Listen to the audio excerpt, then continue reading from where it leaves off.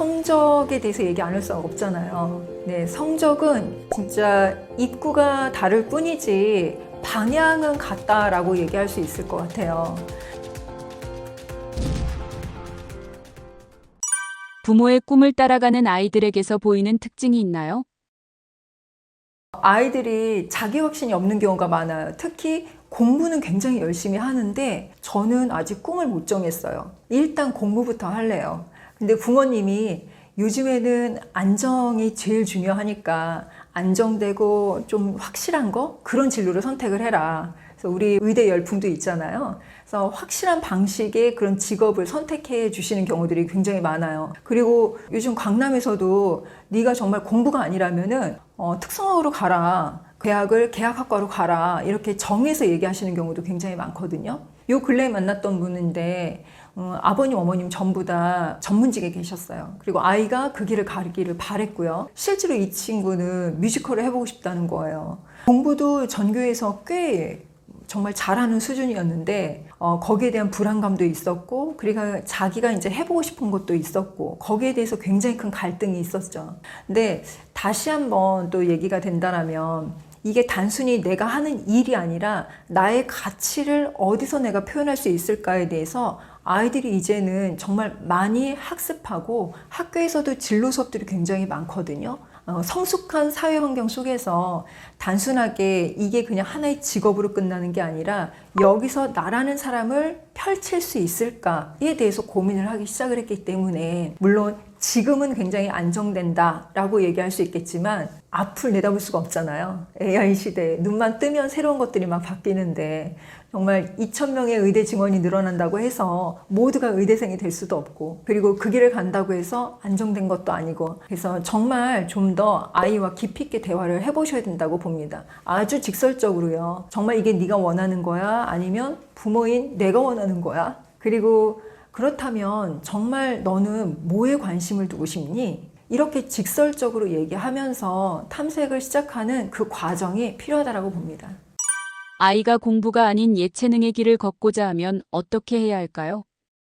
뭐가 좋다 나쁘다라고는 얘기할 수 없지만 이제 성인의 예신데요. 이분은 정말 대기업의 팀장님이셨어요.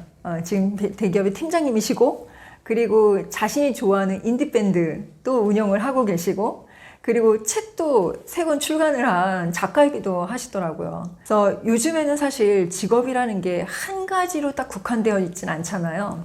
근데 부모님께서 현실을 얘기하진 않으실 수는 없을 거예요. 왜냐하면 실질적으로 불안한 세상을 경험을 해보셨거든요. 아이에 대한 그런 직업에 대한 고민을 같이 함께 하시는 거는 정말 사랑이거든요. 모든 게 다 사랑에서 나오는 거예요.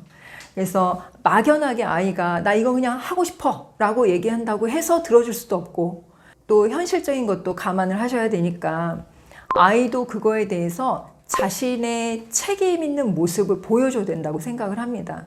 이거는 단순하게 아이의 얘기를 들어서도 아니고 또 부모님 입장에서 내가 이렇게 경험해 봤으니까 이렇게 해 라고 해서 아마 부모님들은 더 잘하실 거예요. 아이가 내 말 잘 안 듣는다는 거. 그 안에서 설득의 과정도 있어야 되지만 정말 현실적인 부분에서 아이에게 방향을 제시해 주는 게 필요하다고 봅니다. 그런데 저는 진로 상담을 하고 있잖아요. 아이를 조금 더 객관적으로 봐야 된다고 생각을 해요. 그러니까 단편적으로 이게 좋은 솔루션이냐라고만은 볼 수가 없고요. 그 아이가 정말 이걸 할 수 있는지 없는지 아이가 의지만 가지고 얘기하는지 책임감 있게 얘기하는지 여러 부분에 있어서 좀 탐색을 해봐야 된다고 봅니다. 꿈이 자주 바뀌는 아이는 어떻게 해야 할까요? 꿈이 자주 바뀌는 아이들 있어요. 뭐 이거 해볼래, 저거 해볼래요. 뭐 이렇게 얘기를 하는 친구들 있거든요. 근데 저는 꿈이 바뀌는 거 문제가 아니고 왜 바뀌는지에 대해서 알아야 된다고 생각을 합니다. 첫 번째는 일단 꿈이 구체화될 때 바뀌는 경우들이 있어요. 예를 들어서 의사가 되고 싶어요. 뭐 소아과 의사가 되고 싶어요. 아동심리 치료사가 되고 싶어요. 이거는 바뀌는 게 아니라 성장의 과정이라고 볼 수 있겠죠. 그리고 두 번째는 너무 어려워서 포기하는 경우도 있어요. 실질적으로 과정만 생각하면 너무 어려워서 포기를 하기도 하거든요. 그런데 방법을 좀 바꾸면 또 재밌게 시작할 수도 있어요. 뭐 예를 들어서 수학이 정말 해야 되는 건 알지만 너무 어렵고 접근하기 힘들고 접근법을 바꿀 수도 있겠죠. 이런 경우에. 그래서 예를 들어서 암기해서 개념 위주로 한다던가 아니면 실제로 미술이 좋아서 시작을 하는데 아이들이 미술을 실질적으로 시작을 하면서 굉장히 힘들어 하거든요. 왜냐하면 기교 중심으로 하기 때문에. 그럴 때는 뭐 자유주제로 한다던가 이렇게 방법을 바꾸면서 하는 것도 하나의 방법일 수 있고요. 세 번째는 주의와 비교하면서 흔들리기 시작을 해요. 그래서 내 친구는 정했는데 나는 아직 못 정했고 그래서 막 조급하게 정하려고 하다 보니까 또 그렇게 바뀌는 경우들도 있고요. 네 번째는 진짜 이거보다 더 좋은 게 생겨서 바뀌는 경우가 있어요. 내가 나를 잘 알아가는 과정에 있기 때문에 사실 네 번째는 뭐 염려가 없죠. 무엇보다 중요한 거는 바뀌는 게 문제가 아니라 왜 바뀌는지에 대해서 그 이유를 알아야 된다라고 말씀드리고 싶습니다. 아이가 진로 설정을 잘했는지 어떻게 알 수 있을까요? 진로 상담을 하면서 여러 가지 결과들을 내는데 어떤 친구는 이 방향이야 라고 이렇게 딱 정말 확실하게 나오는 친구도 있고요. 또 하나는 이런 친구가 있었어요. 이 친구는 고등학교 입학을 앞두고 일본으로 유학 가고 싶다, 진짜 작곡하고 싶다, 소설 쓰고 싶다, 영화 감독하고 싶다 계속 바뀌는 거예요. 그런데 이 친구가 마지막에 저한테 뭐라고 했냐면 정말 저도 굉장히 고민이었거든요.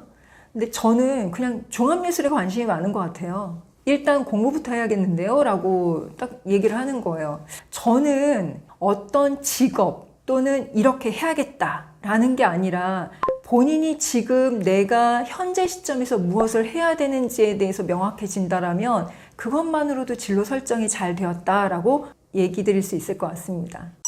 꿈은 명확한데 성적이 좋지 않을 경우 어떻게 해야 하나요? 성적에 대해서 얘기 안 할 수 없잖아요. 네, 성적은 진짜 입구가 다를 뿐이지 방향은 같다라고 얘기할 수 있을 것 같아요. 이런 거예요. 예를 들어서 내가 심리학을 전공하고 싶어? 그런데 생명과학 점수가 약한 거예요. 그러면 꼭 실험 심리로 가는 게 아니라 임상 심리도 갈 수 있고요. 산업 심리도 갈 수 있고요. 사람의 행동을 분석할 수 있는 그런 데이터를 활용하는 전공 분야로도 갈 수 있거든요. 그리고 생명과학이 약하더라도 데이터라든가 통계 자료들을 통해서 연구 기반을 다질 수 있기 때문에 충분히 가능하다고 보여요. 그리고 또 예를 들어서 뭐 법이나 행정을 하고 싶다. 근데 법을 전공하는 건 너무 부담스럽다라고 한다면 실무적인 학과들이 있거든요. 행정학과라든가 세무학과라든가 뭐 부동산학과라든가 이런 실무학과에 가서 먼저 한번 해보는 거죠. 또는 진짜 의사가 되고 싶다. 하지만 의사가 되기에는 내 성적이 좀 낮다라고 한다라면 사람을 살리는 가치의 그 본질이 있다라면 뭐 간호학을 할 수도 있고요. 응급의학과를 갈 수도 있고요. 임상심리를 할 수도 있고요. 이런 식으로 내 가치에 맞는 다른 길을 선택할 수 있다라고도 봅니다. 그리고 정말 다양한 길이 열려 있거든요. 내가 그것의 가능성을 열고 간다라면 분명히 그 길로 뚜벅뚜벅 한 걸음씩 나아갈 수 있다라고 봅니다. 그래서 우리가 얘기하는 거 성적 굉장히 중요해요. 그런데 진로는요, 학과가 아니라 내가 무엇을 다룰 것이냐예요. 학과 전공 분야가 아니라 내가 어떤 방식으로 살 것인가에 대한 부분이기 때문에 이 부분에 대해서 조금 더 관심 있게 탐구해 보실 필요가 있습니다. 그래서 진로는요, 잘하는 과목으로 좁히는 게 아니라 좋아하는 방식으로 넓히는 거다라고 말씀드리고 싶습니다.